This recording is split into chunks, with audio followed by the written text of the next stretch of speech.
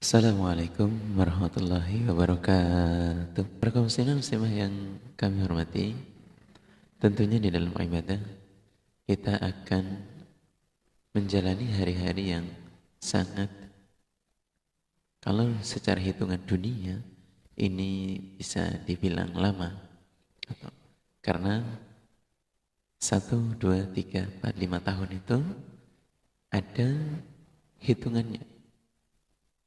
Bahkan ibadah di dunia selama hidup ini ketika dilaksanakan dari awal balik kita sampai akhir, insya Allah semua itu bukanlah hal yang sebentar secara hitung-hitungan. Namun kalau kita bandingkan dengan hitungan akhirat, atau apa yang kita rasakan selama ibadah kepada Allah, atau 50 tahun, 60 tahun, 70 tahun, mungkin 100 tahun. Dalam hitungan akhirat itu tidaklah ada sedikitnya perbandingan hari. Sehingga hari-hari dunia ini yang mungkin akan terasa lama, di akhirat itu hanyalah sesuatu yang sebentar saja. Para kaum muslimah, maka selama menjalani hidup di dunia, didampingi oleh istri kita, keluarga kita, atau senantiasa berupaya untuk mencari kebahagiaan, ketenangan, dan juga dasar-dasar yang membuat kita tenang dan nyaman. Karena ruh kita memerlukan atau membutuhkan asupan nutrisi, nasihat, dan siraman rohani. Atau kali ini sebagai mukhtibah kami cukup bersama di sini, dan kita lanjutkan di pembahasan berikutnya. Kami selalu mendoakan semoga kita dalam keadaan yang sehat selalu, serta keluarga. Semoga Allah memberikan keselamatan, keberkahan, dan diberikan kekuatan, kemampuan untuk melaksanakan ibadah sampai husnul khatimah. Para kaum muslimin muslimah yang kami hormati, melalui riwayat Bukhari an Abi Hurairah, Nabi Rasulullah SAW mengingatkan bahwa seorang laki-laki atau suami itu harus menasihati terhadap kaum wanita, kaum imra'ah, para perempuan. Kenapa? Karena seorang wanita asal muasal diciptakan itu dari dhilla. Ketika Nabi Adam alaihissalam diriwayatkan ketika dia bertempat tinggal dalam surganya Allah dengan keadaan sendirian, lalu Allah mengambil tulang rusuknya yang paling atas, atau dalam bahasa hadis ini adalah dhilla, atau di mana kondisi tulang rusuk yang paling atas adalah sesuatu yang paling bengkok. Kemudian diwujudkanlah Ibu Hawa. Kemudian ketika beliau bangun, dan di sampingnya ada sosok Ibu Hawa, beliau bertanya-tanya, siapa kamu? Jawaban Ibu Hawa adalah, saya adalah Hawa yang diciptakan oleh Allah untuk menemanimu, memberikan ketentraman di dalam surga ini bersama dirimu. Jadi bahwa penciptaan asal mula dari wanita ini memang penggambarannya dari tulang rusuk Allah yang paling bengkok. Sehingga apa kaitannya dengan nasihat? Tetaplah untuk menasihati meskipun jauh lebih tua barangkali, atau istri kita sangat terlalu muda untuk kita. Syukur-syukur mungkin kalau tidak begitu jauh atau sepantaran, seusiaan, atau namun semua hal itu adalah takdirnya Allah yang harus dijalani. Ketika memiliki seorang istri, maka seorang suami harus menasihatinya, harus bernasihat, mengarahkan. Karena sifatnya tulang rusuk ini adalah sangat bengkok untuk kategori paling atas. Dan caranya itu dengan lemah lembut, yang halus, yang baik. Karena penggambaran tulang ketika diluruskan dengan begitu kerasnya, dia akan patah.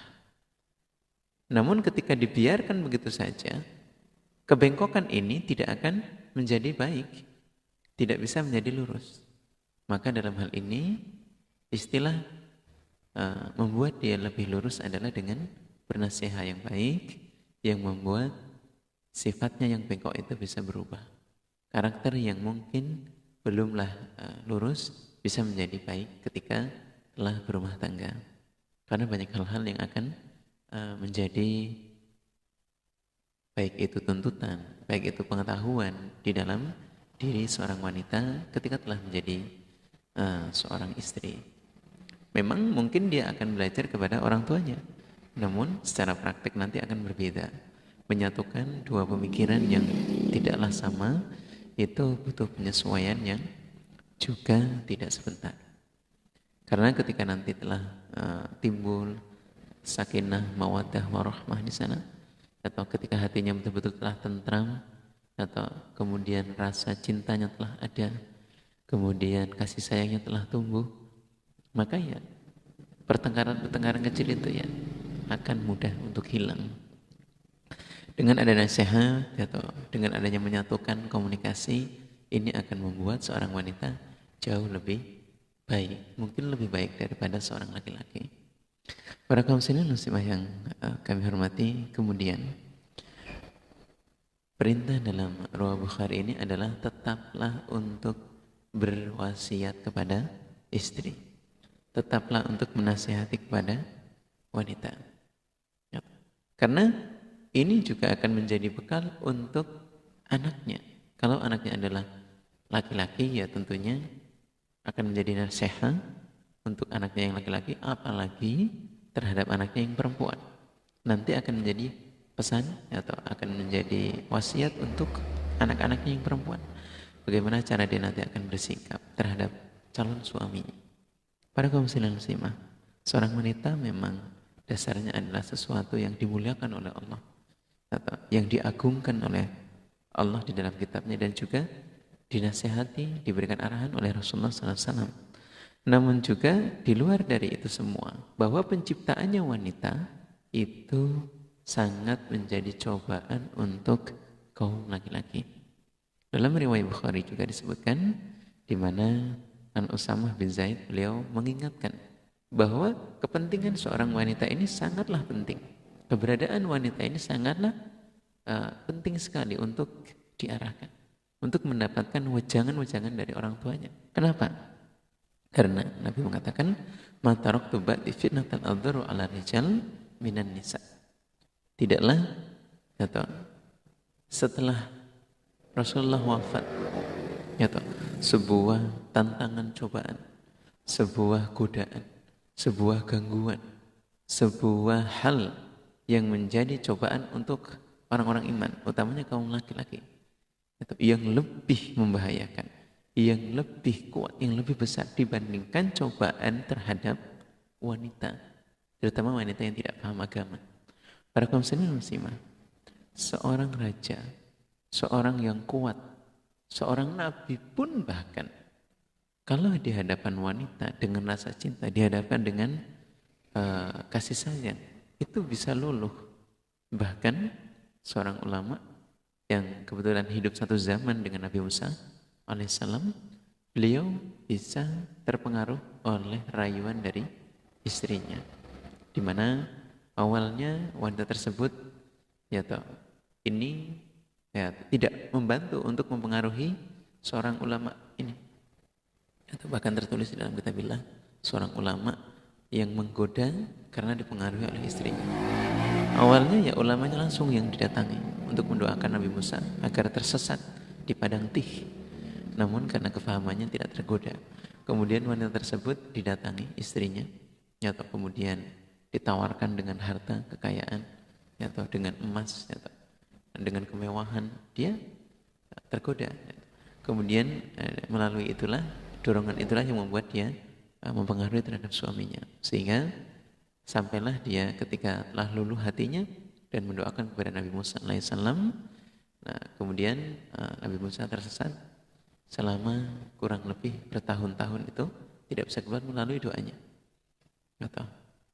Nah, inilah hal-hal yang menjadi contoh. Contoh di mana godaan wanita itu sangat luar biasa. Tidak hanya kepada orang biasa. Kalau orang yang iman biasa, ya Allah yang menjaga. Kalau betul-betul tidak terjaga oleh Allah, gampang banget. Apalagi atau ini orang-orang yang kefahamannya mungkin sangat rendah atau pengetahuannya rendah, digoda ya. Na'udzubillah min dzalik. Para kaum muslimah dan tentunya menjadi target untuk bangsa jin dan syaitan, di mana jin dan syaitan itu dalam setiap harinya mengirimkan bala pasukannya untuk menggoda, untuk membuat anak Adam, ya tentunya orang-orang iman kaum muslimah untuk berbuat kemaksiatan. Dan kemaksiatan yang dihargai oleh raja jin, raja iblis atau yang menyesatkan adalah di mana ketika dia bisa membuat seorang laki-laki dan perempuan berzina, bahkan membuat seorang laki-laki dan perempuan bisa bercerai. Na'udzubillah min dzalik. Jadi jangan dipandang sesuatu yang remeh ketika ada sebuah perzinahan. Itu hasil dari segala bentuk upaya perilaku syaitan yang mengajak kepada umat Islam, kaum muslimin tentunya, apalagi orang-orang iman yang keimanannya masih rendah itu, yang keislamannya masih mungkin kurang, bukan rendah, kurang baik mungkin. Nah ini karena ada tarafnya, apalagi zalimul nafsi yang banyak menganiaya terhadap dirinya sendiri. Nah ini sangat mudah untuk digoda. Dan godaan yang paling luar biasa adalah godaan terhadap wanita. Bahkan seorang suami pun ketika berhasil digoda untuk mengatakan talak kepada istrinya, itu adalah hasil dari pasukan syaitan yang dihargai oleh raja iblis, raja syaitan, yang menyesatkan. Para kaum muslimah, tentunya ketika suatu peristiwa terjadi di sana, ada seorang yang berzina, ada seseorang laki-laki yang kemudian menjatuhkan talak terhadap istrinya. Biasanya kalau dia memang mencari pulihan, itu akan disadarkan kembali dengan kebaikan-kebaikan, taubat dan lain sebagainya. Kalau seorang istri yang mengucapkan kalimat talak, ketika diingatkan dia tersadar, kemudian ingin kembali merujuk. Karena posisi setan sudah hilang, sudah pergi dari menyesatkannya itu. Kalau sudah eksekusi, tak dia pergi. Tinggallah penyesalan. Maka sangatlah layak untuk dikatakan bahwa penyesalan itu terjadinya ya setelah kejadian tersebut berlaku. Jadi penyesalan itu banyak terjadi ketika telah terjadi. Maka orang-orang iman itu diingatkan, kaum muslimin diingatkan untuk mawas diri, menjaga hati supaya tidak terpengaruh dan terperdaya oleh provokasi dan godaan syaitanir rajim. Kaum muslimin yang berbahagia, kita lanjutkan. Bismillahirrahmanirrahim. Melalui riwayat Rawah Bukhari disebutkan tentang kewajiban seorang wanita yang harus banyak beribadah. Kewajiban seorang wanita di mana ketika telah di rumah atau menjadi pribadi yang bertanggung jawab dengan keadaan rumah tangganya, yang bertanggung jawab dengan seisi rumahnya, yang bertanggung jawab dengan keadaan rumah yang ditinggalnya oleh suaminya dan anak-anak yang ada bersama dengannya di rumah, maka dalam momen-momen tertentu dan dalam keadaan tertentu, maka perbanyaklah sodakoh dengan seizin suami. Dan tentunya ada beberapa momen di mana Rasulullah SAW sendiri mengingatkan betapa pentingnya wanita untuk banyak beribadah. Betapa pentingnya seorang wanita untuk membiasakan beramaliyah dan memperbanyak amaliyah. Karena dalam suatu riwayat Bukhari disebutkan dari Abi Sa'id Al-Khudri ketika beliau sedang menemani dan menyaksikan Rasulullah SAW di masa Idul Fitri atau Idul Adha, ketika beliau tempat area para wanita, di di mana di sana khutbahnya itu lebih dekat atau karena ditujukan untuk mengingatkan kepada kaum muslimah. Nah, kemudian beliau mensabdakan nasihat yang mengingatkan kepada kaum muslimah, para wanita. Isinya adalah, wahai para wanita, perbanyaklah untuk bersedekah. Kalian para wanita, kalian golongan para imro'ah, perbanyaklah untuk bersedekah. Ini dilaksanakan pada saat sedang hari raya Idul Fitri atau Idul Adha. Jadi lebih dekat dan lebih untuk diperdengarkan untuk mereka. Kemudian apa yang dipesankan kembali ialah karena Rasulullah SAW ketika perjalanan Isra Mi'raj beliau mengatakan, saya diperlihatkan untuk melihat keadaan kondisi neraka, diizinkan oleh Allah. Dan yang beliau lihat, yang aku lihat, saat itu dia mengatakan bahwa yang dilihat oleh Rasulullah, banyaklah golongan para wanita yang menjadi penghuni neraka. Sehingga dengan hal itu, perbanyaklah sedekah, perbanyaklah infak fisabilillah. Dalam artian bahwa semangatilah, perbanyaklah ibadah. Kemudian bahwa banyaknya para wanita ini menjadi penghuni neraka, begitu menjadi hal yang mengkhawatirkan, yang mengerikan untuk ma'syarun nisa, untuk golongan para wanita. Kenapa demikian? Itu juga yang ditanyakan oleh para wanita. Dalam riwayat adalah ada seorang wanita yang bertanya, berdiri dengan muka yang memerah atau dengan rasa canggung dan malu, tapi memberanikan diri. Dan kemudian Rasulullah SAW menjawab bahwasanya seorang wanita banyak menjadi penghuni neraka, atau banyak neraka itu dihuni oleh para perempuan dikarenakan kufurnya dia terhadap suami. Dikarenakan karena kufurnya dia terhadap suami, dan juga dikarenakan bahwa wanita itu akal dan agamanya itu hanya atau dianggap separuh daripada laki-laki. Bagaimana seorang wanita itu secara akli, secara akalnya itu atau setengahnya laki-laki.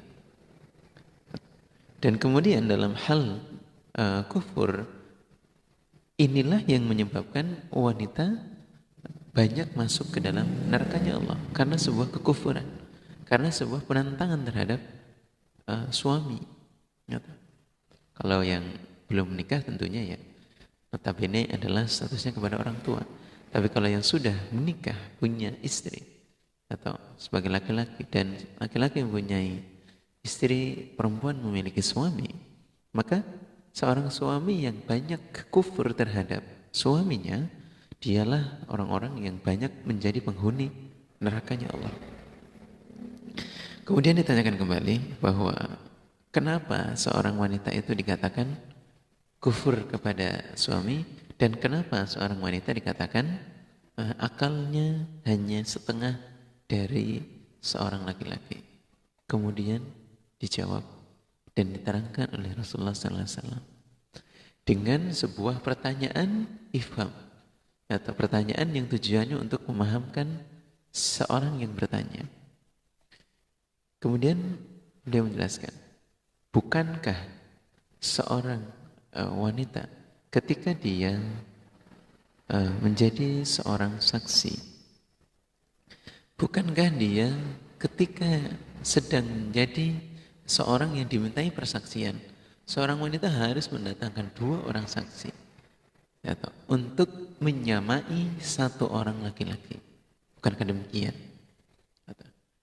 Dan bukankah seorang wanita ketika sedang haid, dia harus meninggalkan sholatnya dan juga harus meninggalkan puasa wajibnya?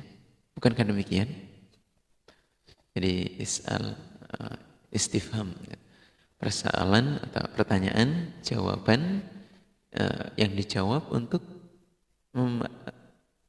sebuah pertanyaan, kami ulang, mohon maaf, sebuah pertanyaan yang ditujukan untuk memberikan sebuah kefahaman.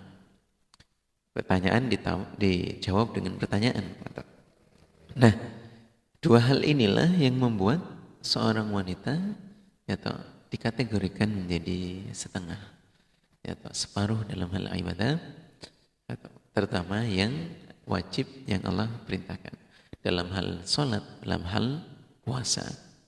Kalau puasa masih bisa disauri di hari lain.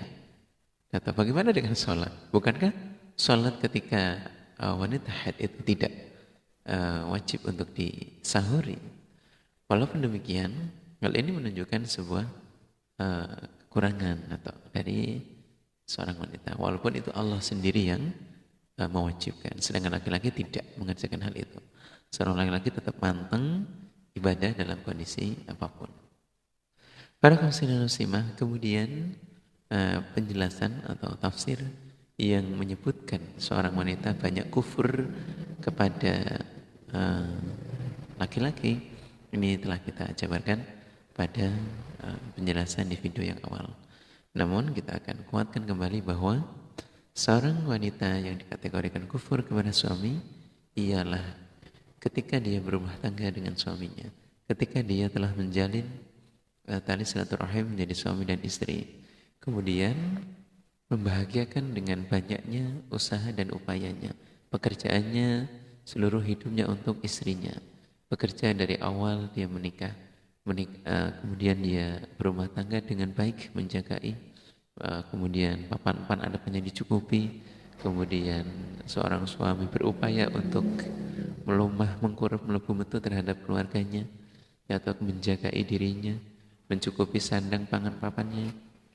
Tapi kemudian suatu saat ada hal yang membuat istri ini menjadi murka, marah dan juga tidak senang. Lantas atau dengan segala apa yang terjadi, seorang istri mengatakan, "Mas, kok saya tidak pernah sama sekali merasakan kebahagiaan selama hidup bersamamu." Atau sama sekali, atau inilah yang membuat hal-hal seorang istri menjadi suatu kekufuran yang luar biasa. Dan hal ini juga harus dipahami bahwa menjaga atau kalimah yang dianggap sebagai kufuran ini supaya tidak terucap, tidak terlontar dari bibir manis seorang istri tentunya. Para kaum muslimah, imra'ah an-nisa, seorang wanita atau perempuan oleh Allah adalah pribadi yang dihormati, yang dimuliakan.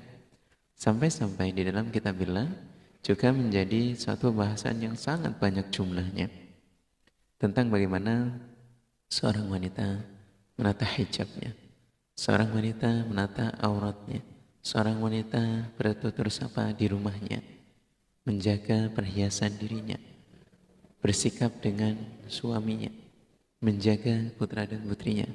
Bahkan bagaimana seorang laki-laki sebaiknya untuk bersikap terhadap wanita baik dalam keadaan melakukan kesalahan ataupun dalam keadaan yang baik, yang solihah. Maka bagaimanakah Rasulullah SAW selalu mengingatkan kepada para wanita tentang hal-hal baik di dalam rumahnya, tentang hal-hal yang manfaat di dalam rumahnya. Bismillahirrahmanirrahim. Para kaum muslimah, ada dua hal yang sangat prioritas dan juga penting umumnya bagi pengetahuan seorang laki-laki atau seorang suami. Ketika seorang suami telah memiliki pasangan hidup, maka harusnya ketenangan didapatkan di dalam dirinya. Harusnya rasa sakinah ada di dalam kehidupannya. Harusnya pelengkap hidupnya telahlah ada dengan didampingi seorang wanita. Seorang laki-laki berhak untuk mempunyai dan memiliki seorang pendamping hidup, sebagaimana Rasulullah SAW yang juga melaksanakan pernikahan, walaupun beliau adalah sosok Nabi yang diutus untuk menyampaikan risalah agama. Kendati demikian, beliau tidak meninggalkan yang namanya menikah. Beliau tidak meninggalkan adanya mencari pasangan hidup, karena sudah menjadi kodrati bahwa hambanya Allah seperti halnya manusia pertama kali ialah Nabi Adam alaihissalam.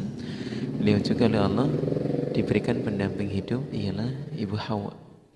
Atau bahkan Rasulullah SAW di zamannya beliau mendapati atau istri yang soleh dan soleha yang secara aturan beliau memang secara khusus juga adalah sosok pribadi pilihan yang hanya beliaulah yang bisa memiliki istri atau tentunya lebih dari aturan di kalangan umatnya.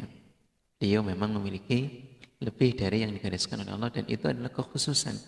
Namun untuk umatnya Nabi Muhammad SAW tentunya tidak dihindari bahwa aturannya Allah itu lebih dari satu, ialah sebuah kewenangan, kebolehan.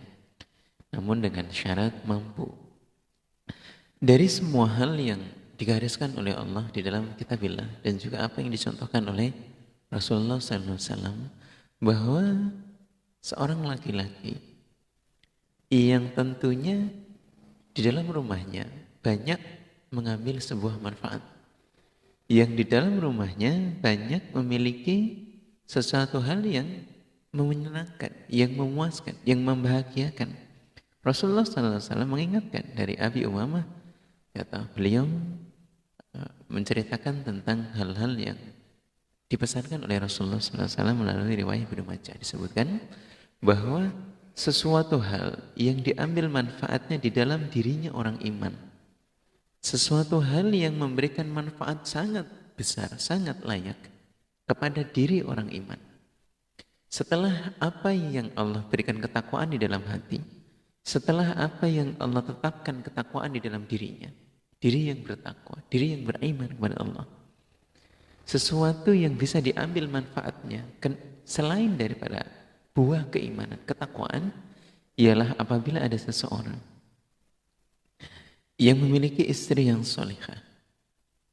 Apabila ada seseorang yang telah memiliki pasangan hidupnya baik, yang solihah, di mana ciri-cirinya ketika wanita solihah ini ada di dalam kehidupannya, mendampingi hidupnya selama berumah tangga, menjadi suami istri yang sah melalui sebuah pernikahan, maka wanita tersebut adalah pribadi yang ketika menjadi istri yang solehah itu mau mentaati terhadap apa yang diperintahkan oleh suaminya, mau menuruti terhadap apa yang dianjurkan oleh suaminya, apa yang menjadi kemauan suaminya.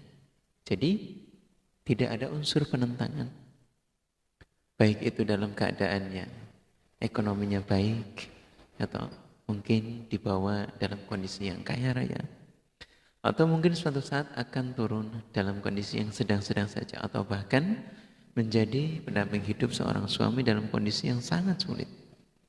Atau bahkan Rasulullah SAW sendiri bukan orang yang berlimpah, bergelimbangan harta, tidak.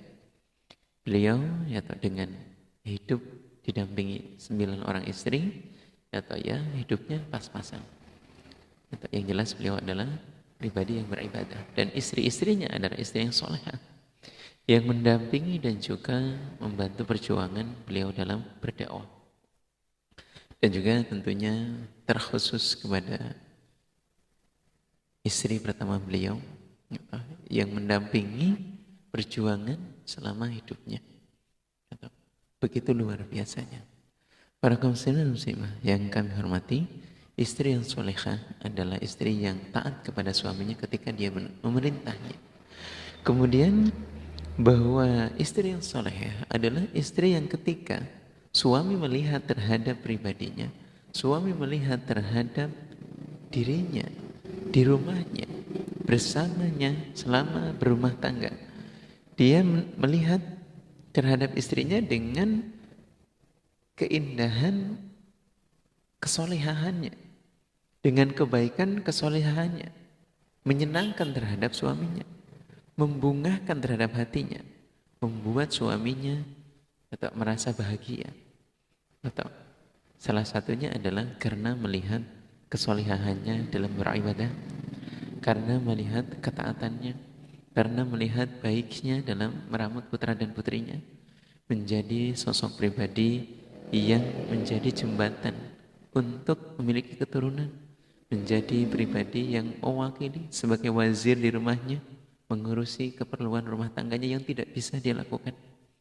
Seorang suami merasa bangga, bahagia, senang melihat sosok wanita yang menjadi segala atau pendamping hidup untuk kebutuhannya ketika dia melangsungkan pernikahan sampai nanti di masa lansianya. Para kaum muslim muslimah, seorang suami yang melihat kesolehan istri seperti ini adalah suatu kemanfaatan yang lebih utama setelah ketakwaan. Bagaimana cara seorang suami bisa senang terhadap istrinya? Ya, istrinya juga berupaya ya toh, menunjukkan kesolehannya ya toh, dengan cara yang sesuai yang ada. Kadang-kadang setiap daerah itu berbeda-beda dalam memberikan sikap. Namun bagaimana seorang suami tetap ridho, senang dan juga bangga, bahagia memiliki dirinya, melihat keberadaannya di rumah dalam membantunya menjadi wazir. Kalau seorang laki-laki adalah imam, maka istri adalah wazirnya, wakilnya, dan putra-putrinya adalah ru'yahnya.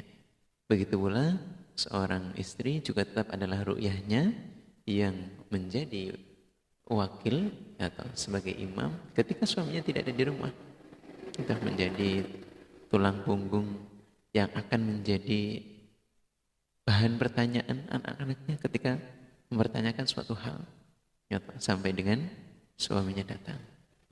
Para kaum muslimah yang kami hormati, begitu juga adalah seorang wanita yang solehah ketika suaminya mengutarakan sebuah sumpah, ketika suaminya mengutarakan janji, entah itu nazar, entah itu sumpah ilah, atau hal-hal yang diketahui oleh istrinya bahwa suaminya berjanji, maka istri yang solehah akan membantu melunasi, akan membantu menyelesaikan, akan membantu melaksanakan apa yang menjadi nazar suaminya. Contoh saja, seorang suami berjanji terhadap istrinya, wahai istriku, ketika nanti saya bisa memberikan keturunan, saya akan berpuasa, atau Nabi Daud, saya akan berpuasa Senin Kamis terus menerus. Saya akan membelikanmu atau benda atau harta dan lain sebagainya. Ketika nanti saya diberikan keturunan, saya akan membelikan kepada ibu sebuah emas atau 10 gram, 20 gram untuk saya berikan kepada orang tua saya. Nah, sumpah-sumpah seperti ini dan nadar seperti ini yang diketahui oleh istrinya. Ketika dia adalah wanita yang solehah, dia akan membantu. Oh nggih mas, oh nggih mas, monggo, semoga nanti kita punya rezeki bersama untuk mengerjakan nadarnya. Kalau seandainya dia tidak bisa mengerjakan, seorang istri pun mengingatkan, ayah, nadarnya tidak dikerjakan. Sekarang berpuasalah 3 hari, sedekah kepada 10 orang dan lain sebagainya. Jadi hal-hal yang menjadi kefahaman seorang istri dalam beberapa aturan itu dibantu. Kemudian lagi ketika dia sumpah ilah, wahai istriku, saat ini aku akan mensumpah ilah dirimu untuk tidak menyentuhmu selama 3 hari. Mungkin demikian. Ya istri juga ya berusaha untuk melaksanakan, tidak menggoda, tidak meruntuhkan bahwa apa yang dia telah sumpahi ilah harus dikerjakan. Mending kalau 3 hari, coba kalau 2 bulan. Para kaum muslimah yang kami hormati, dan yang terakhir bahwa seorang istri yang solehah adalah seorang yang ketika suaminya telah meninggalkan kediamannya, seorang yang bekerja atau berpamitan untuk mencari maisha, maka istri tersebut bisa untuk menjaga dirinya, kehormatannya, harta bendanya. Seorang istri mampu untuk menjaga nama baiknya. Kita lanjutkan. Bismillahirrahmanirrahim. Para kaum muslimah yang terakhir ialah seorang istri yang menjadi kategori istri solehah adalah seorang istri yang ketika suaminya sedang bepergian, suaminya sedang keluar dari rumahnya berkegiatan mencari maisha dan juga mungkin bekerja dalam tempo yang tidak sebentar, maka seorang istri bisa menjaga dirinya, menjaga kehormatannya, menjaga keluarganya, putra-putrinya, dan juga menjaga harta kepemilikan suaminya. Jangan sampai atau terjadi sesuatu hal yang tidak diinginkan. Juga jangan sampai terjadi hal terhadap dirinya sendiri atau terkait kehormatan dan juga putra-putri dan anaknya. Maka ini adalah sesuatu hal yang tidak mudah untuk perempuan.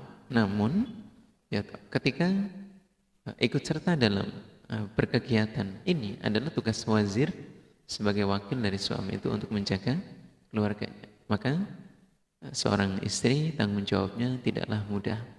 Namun ketika bisa melaksanakan, ini adalah kategori di mana wanita salihah memang harus berperilaku seperti halnya yang demikian.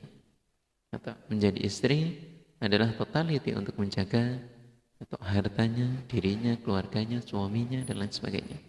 Belum lagi nanti ketika dia telah kehadiran suaminya pulang dari pekerjaan, harus menyambutnya, menyiapkan makannya, dan lain sebagainya. Banyak hal. Maka dalam urusan berumah tangga, ketika memang tahun-tahun pertama, tahun kedua, tahun ketiga, tahun keempat, dan tahun kelima banyak masalah, is okay. Itu adalah suatu hal yang sangat lumrah. Bertahanlah 5 tahun di awal.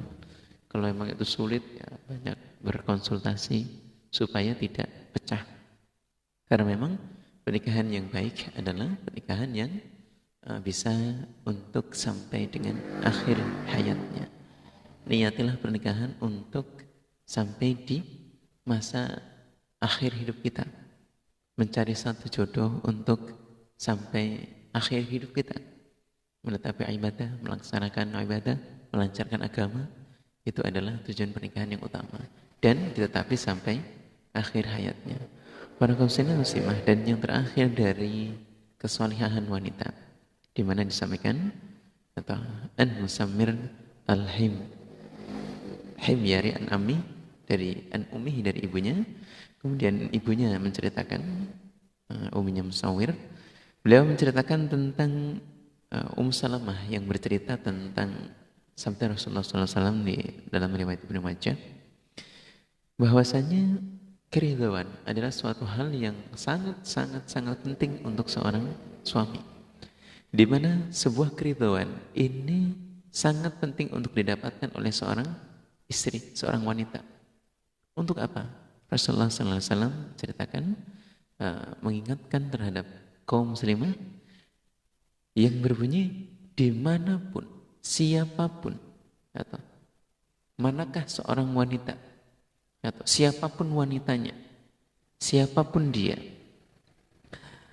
seorang wanita yang apabila Allah telah mengqadarnya wafat, meninggal dunia, kemudian di mana meninggalnya ini dalam kondisi yang Allah takdirkan, entah itu sakit, entah itu mendadak, entah itu kecelakaan, entah itu dalam hal kondisi apapun, Allah mencabut ruhnya dari jasadnya sehingga dia wafat dengan keadaan husnul khatimah.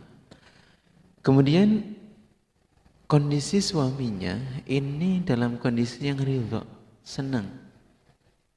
Dalam masa hidupnya seorang suami menyaksikan betul bahwa istrinya adalah sosok yang berbudi yang soleh, solehah, yang baik, yang taat kepada suami, yang mengerjakan ibadah dan perintahnya Allah selama hidupnya. Dia menyaksikan istrinya adalah pribadi yang sangat atau sesuai, atau yang menyenangkan, yang bisa melaksanakan ciri-ciri wanita solehah. Maka dakhalatil jannah. Dalam Ibnu Majah disebutkan, wanita yang demikian akan Allah masukkan ke dalam surga. Bahwa wanita yang memiliki pribadi yang baik, yang salihah ini memang salah satu hal yang membanggakan, yang menyenangkan, yang membuat laki-laki, tentunya suami, yang menjadi saksi hidupnya itu bisa menyaksikan atas kebaikan seorang wanita tersebut. Para kaum muslimin dan muslimah, seorang wanita, seorang istri ketika telah berkeluarga, atau berbeda dengan wanita yang belum berkeluarga. Seorang suami dan istri, seorang istri ikut terhadap kehidupan suami, maka dia berhak untuk taat dan juga mengikuti terhadap arahan suaminya itu, dimanapun dia mengajak untuk kebaikan. Seorang istri tidak berhak untuk menolak. Bahkan kewajiban ketaatannya itu sangat tinggi sekali. Lebih-lebih membanding ketaatannya terhadap orang tuanya ketika dia telah berkeluarga. Jadi ketaatan terhadap suami ini memang sangat harus luar biasa. Bukan berarti kepada ayah dan ibunya tidak boleh taat, tidak. Namun ketaatannya lebih tinggi dan lebih harus kepada suaminya. Karena haknya sudah berpindah kepada suami. Jadi layaklah apabila seorang suami menyaksikan dia dengan segala kesolehaannya, kemudian Rasulullah SAW menjanjikan bahwa wanita yang seperti ini wajib masuk surga. Sangat pantas. Para kaum muslimin muslimah yang kami hormati, dalam segala hal wanita memang diciptakan oleh Allah dengan banyak pahala dalam segala hal. Namun juga sosok wanita adalah sesuatu, adalah dalam artian hambanya Allah yang perlu untuk dipimpin, perlu untuk didampingi, seperti halnya Ibu Hawa yang didampingi oleh Nabi Adam, didampingi, diarahkan, dinasihati. Dan juga seorang wanita berhak untuk taat setaat-taatnya. Bahkan Rasulullah SAW mengingatkan dalam Rawat Tirmidzi, yang mana di sana Nabi Hurairah atau beliau mengkisahkan sabda Rasulullah SAW, di mana seandainya ada kewajibannya Allah yang diperintahkan untuk seseorang sujud kepada seseorang, seorang bersujud kepada orang yang lain, seandainya perintahnya adalah demikian, maka tentunya Rasulullah SAW akan memerintahkan seorang wanita untuk sujud kepada suaminya sebagai bentuk ketaatan. Namun tidak demikian. Allah tidak memerintahkan untuk sampai sejauh itu. Allah hanya memerintahkan untuk seorang istri mentaati kepada suaminya. Dalam hal sujud, ibadah, kita hanya kepada Allah. Seorang suami sujud kepada Allah, seorang istri juga sujud kepada Allah Subhanahu wa taala. Namun hadis ini menunjukkan bahwa saking wajibnya seorang istri untuk taat kepada suami dan tidak boleh menentang barang satu perintah pun. Alhamdulillah, jazakumullah khairan. Para kaum muslimah, maka kita mendoakan kepada putri dan putri kita, putra dan putri kita, kepada istri kita dengan doa yang sangat-sangat baik. Allahumma ja'al auladana auladan salihin hafidina al-Qur'ani wa sunnah fuqaha fid din barakat hayatun fid dunya wal akhirah. Kemudian di dalam wahyunya Allah disebutkan a'udzubillahi minasyaitonir rajim, bismillahirrahmanirrahim, Rabbana hab lana min azwajina wa dzurriyyatina qurrata a'yun waj'alna lil muttaqina imama. Para kaum muslimin muslimah, berdoa kepada Allah dengan tuntunan yang seharusnya dan mendoakan dengan tetap mendampingi selama hidup di dunia kepada istri kita dan juga kepada putra-putri kita yang kita sayangi, hingga pada akhirnya kita bisa berjumpa lagi di tempat yang Allah janjikan di dalam surganya Allah. Alhamdulillah, jazakumullah khairan. Khairu qali, kurang lebihnya mohon maaf. Assalamualaikum warahmatullahi wabarakatuh.